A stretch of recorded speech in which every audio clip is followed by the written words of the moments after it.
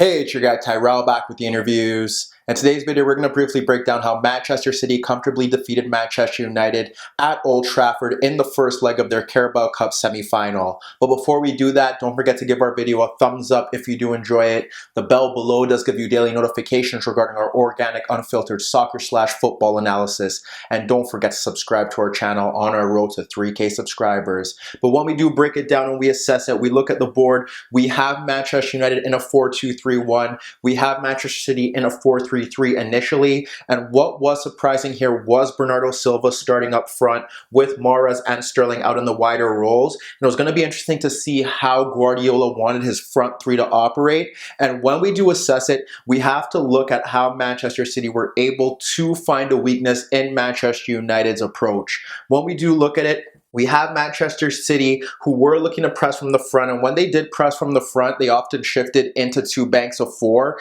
They had Sterling and Mahrez out in wider zones, and they had Kevin de Bruyne join Bernardo Silva when they looked to press. So they would have Bernardo Silva stepping out into the path of Lindelof. They would have Kevin de Bruyne shift into Jones, and with de Bruyne shifting into Jones, what would happen there is that midfield battle would shift a bit, because initially that midfield battle does see Kevin de Bruyne against Fred, Andreas Pereira against Gundogan, and Rodri against Jesse Lingard. With De Bruyne leaving Fred to push forward, what we end up seeing now is that Rodri has to step into the path of Fred to make sure this press works. So Rodri steps into Fred, you have Gundogan pushing to Andreas Pereira, and then you have the wider players pushing out to close down the fullbacks, and Manchester United struggled to bypass that press that City had pushed on them.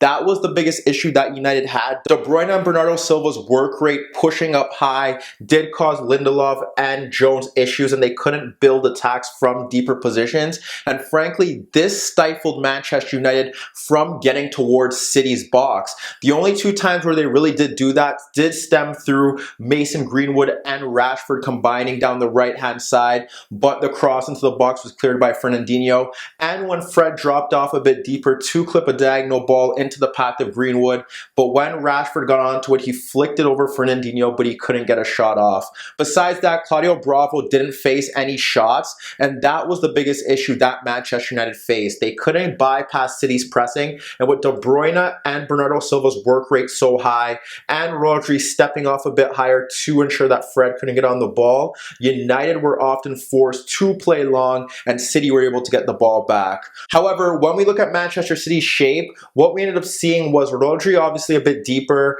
We had Gundogan and Kevin de Bruyne as the shuttlers when City had the ball.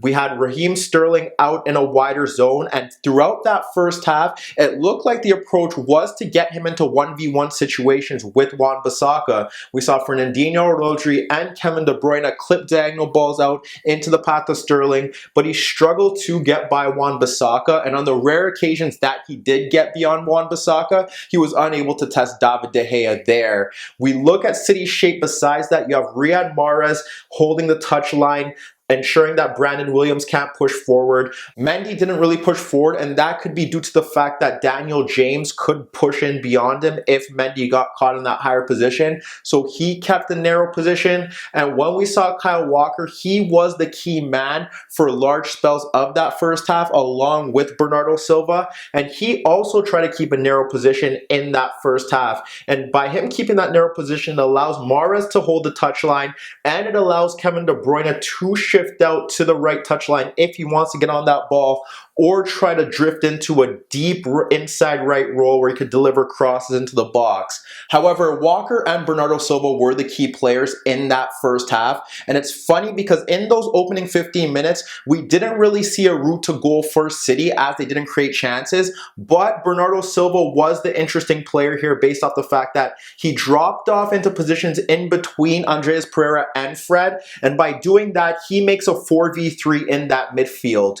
Jones nor or Lindelof were stepping with Bernardo Silva into midfield, and that was probably the only way that they could combat that, or else they could look to have Daniel James or Rashford shift into those central positions, but that wouldn't be asked of them given that they're not those players. So we often saw Bernardo Silva drift into that space, and what ended up happening there was that it often allowed Kevin de Bruyne to push forward to either side of Andreas Pereira or Fred to pick up attacking zones. And sometimes we saw Jones step towards De Bruyne, but for the most part, that allowed De Bruyne to push forward as Bernardo Silva shifted in between the midfielders, or he dropped off deeper. And the reason why he dropped off deeper into that midfield was to help City play through United's press. United's press was pretty simple here. Yeah, he ended up having Greenwood step to the center backs. You had the wider players in Rashford and James who were supposed to step out to the center backs, and the midfield battle was set as stated before: Lingard to Rodri, Fred to De Bruyne, Andreas Pereira into the path of Gundogan. But there were a few issues with United's press, because although on paper it does make sense and they were closing down in that matter, with the center backs not marking anyone due to the fact that Bernardo did drop off into those positions. And when Bernardo did drop off into those positions, there were times where we did see Raheem Sterling shift towards Lindelof in between the space of Lindelof and Wan-Bissaka, or at times move central. But for the most part, this was about Bernardo Silva dropping off into those deeper positions, picking up the ball and helping City play through the press. So he was able to do that. Sometimes we saw him drop off as deep as Rodri to pick up the ball and help City play passes out into key areas. The other factor that really haunted Man United here was that although Rashford should be stepping towards Kyle Walker when United looked to press, he often got caught stepping into the path of Fernandinho, trying to ensure that Fernandinho couldn't build attacks from deeper positions. But the problem with that here was that when you have Rashford stepping towards Fernandinho, he is taking a gamble by trying to block off the passing lane to Kyle Walker, and he never did that successfully. So on several occasions, we saw Fernandinho or Rodri clip out balls into the path of Kyle Walker, and it allowed Kyle Walker to push forward. So you have an overloaded midfield with Bernardo Silva dropping off deeper and no one picking him up, which allows Kevin de Bruyne to push forward. And on top of that, because Rashford is looking to press Fernandinho, he's leaving Kyle Walker free, and that allows Kyle Walker to push into Manchester United's half. And when he pushes into Manchester United's half, yes, you can have Fred shift over, but if Fred shifts over, now you have Kevin de Bruyne free, and for the most part, you probably have Bernardo Silva free based off the fact that you have Lingard stepping to Rodri and you have Andreas Pereira stepping into the path of Gundogan. So Fred shifts over with Rashford caught high to close down Walker. Walker has two key players in Bernardo Silva and Kevin de Bruyne to play passes into so that they could surge into attacking areas in the final third to make Man United's defense pay. And when we break down Manchester City's best moves in that opening half, Walker, De Bruyne, and Bernardo Silva were involved, and that ultimately did decide the tactical battle here, in which Guardiola did win. So when we look to the first example, it is Manchester City's opener. What we end up seeing here is Claudio Bravo on the ball, and we have Rashford looking to step into the path of Fernandinho to block off that pass. Claudio Bravo, however, clips a long diagonal ball into the path of Mahrez ahead of Williams, and Mahrez nods the ball down into the path of Kyle Walker. With Fred shifting over because Rashford's out of position, Walker squares the ball to Kevin De Bruyne, who is now free. De Bruyne ends up playing the ball back across Fred into the path of Walker, and now we see Walker driving at Williams and getting beyond Fred. So when he pulls Williams and Fred out of position, Williams is stuck because he does have Mahrez out in that wider role. And what Fred ends up doing is that he plays a reverse pass back into the path of Bernardo Silva, who isn't closed down by Andreas Pereira or Phil Jones, and he cuts across Fred and he fires a superb effort into the top corner that David De Gea had no chance of saving. But when you break down that goal, like I said, Rashford taken out of position, long diagonal ball won by Mahrez. Walker gets the ball, but when Walker gets the ball, it ends up pulling out Fred, and it leaves De Bruyne and Bernardo Silva free. Kevin de Bruyne gets Walker going forward, and eventually he does surge forward, but Bernardo Silva's free, and with time and space in that final third, he makes Manchester United pay. Shortly after that, we witness another example where Manchester United get bypassed due to Manchester City's overload and Rashford's poor positioning. We have Claudio Bravo on the ball, we have Greenwood stepping into the path of Otamendi, and Rashford once again looking to pinch on Fernandinho. Lingard's blocking off Rodri, and what happens here is that Bravo is still able to split Rashford and Greenwood to find Bernardo Silva dropping off deeper into that midfield zone. We have Jones a bit higher, and we have Kevin de Bruyne positioned in between Jones and Fred. So when Bernardo Silva gets that ball and Fred looks to potentially step, Bernardo Silva plays it across Fred into the path of Kyle Walker. Walker now is able to charge into Manchester United's half, and when he charges into Manchester United's half at Williams, he's able to run across Fred as well, and Williams can't really step towards him based off the fact that once again Riyad Mahrez is holding that width. So Walker charges forward, and he ends up dropping off the ball into the path of Kevin de Bruyne, who is now free because Fred had to shift over.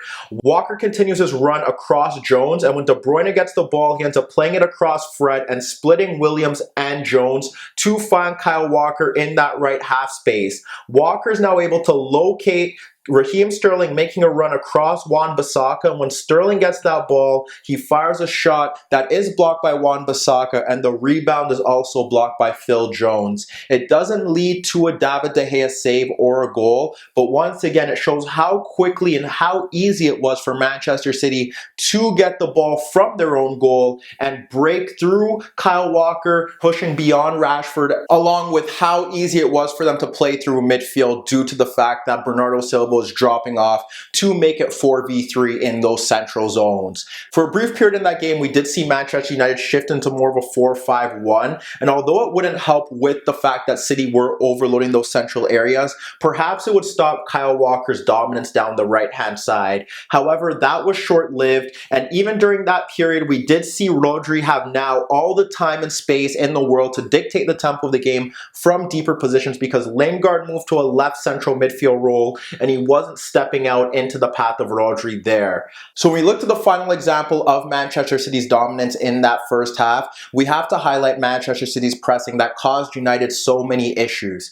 What we see here is Bernardo Silva and De Bruyne stepping to Lindelof and Jones, and Lindelof is on the ball and he's able to split De Bruyne and Bernardo to play a pass into the path of Fred. That ignites Rodri, and when Rodri steps, Fred ends up squaring the ball into the path of Andreas Pereira, but when Pereira gets the ball, he ends up being closed down by Raheem Sterling with Gundogan ahead of him. So Pereira ends up dropping off the ball back into the path of Lindelof, and now Lindelof is closed even tighter by Bernardo Silva and Kevin de Bruyne, and his loose touch on the ball ends up falling into the path of Rodri, who ends up sliding the ball out to Mahrez. Mahrez receives the ball in that gap between Williams and Jones, and he's able to run into right half space at Williams and Jones with Fred coming across him. And as he breaks into that right half space, he ends up squaring the ball across Jones and Williams into the path of Raheem Sterling, but he miscues his shot, which does sum up his first half as a whole. So when we look to the second half, Solskjaer finally did make a change.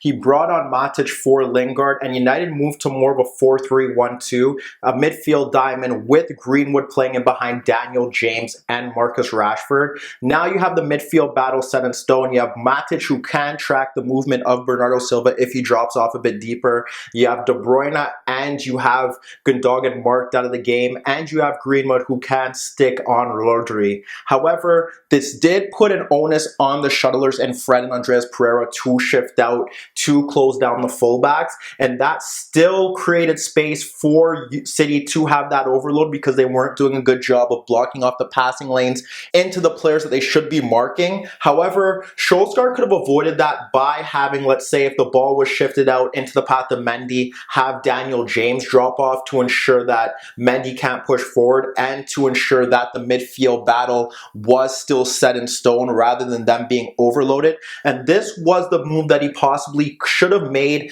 10 minutes into that game. How Solskjaer and Carrick don't change it is beyond me. But if you shift that ball out into the path of the fullbacks, you have James or you have Rashford step to their respective fullback. You have the midfield battle set in stone with Matic tracking the movement of Bernardo Silva, and perhaps Manchester United aren't in this hole. However, they had Fred and Pereira shift out into those zones, and when you look at that second half, yes, United did weather the storm, but you have to look at it as City did take their foot off the gas. They didn't look to push forward as often as they did, and when they did get into good positions, they often wasted those opportunities. Mahrez played a key role in that second half. We saw on two separate occasions where we had Benjamin Mendy clip the ball over Brandon Williams for Mahrez to break into right half space, but he fired a shot off the post.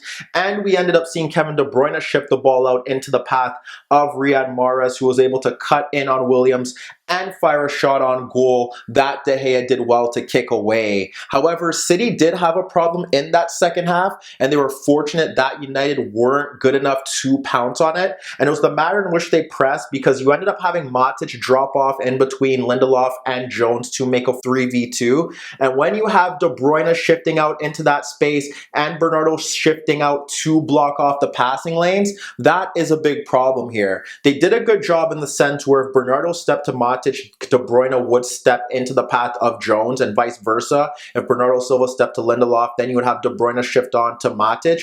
But the issue that Manchester City had there is that with De Bruyne shifting off his man in Fred, what would happen here is that Gundogan would stick to his marker in Andreas Pereira, and we would see Rodri continue to move towards Fred. But once Rodri ends up moving in towards the path of Fred, that leaves Greenwood free. And on a few occasions, we saw Lindelof being able to find United players by playing passes into that midfield when De Bruyne and Bernardo were caught out. And as that game wore on, we did see City's pressing decrease, and it was a bit odd that Guardiola didn't turn to his bench much earlier. When you break down that game as a whole, Manchester City won it in that opening half. They had that midfield overload. Kyle Walker took advantage of Rashford's poor positioning, and frankly, Solskjaer should have changed his system earlier on once he saw that opening 10 minutes where Bernardo Silva was making it a 4v3 in midfield, and when he saw Kyle Walker on a few occasions pushing past